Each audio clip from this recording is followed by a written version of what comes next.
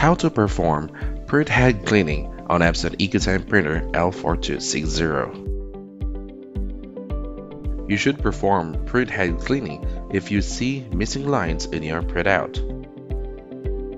Toggle to Maintenance Options by pressing the right arrow button on the control panel and click OK button. Select Head Cleaning under Maintenance Options and click on the OK button. Follow on-screen instructions to load paper.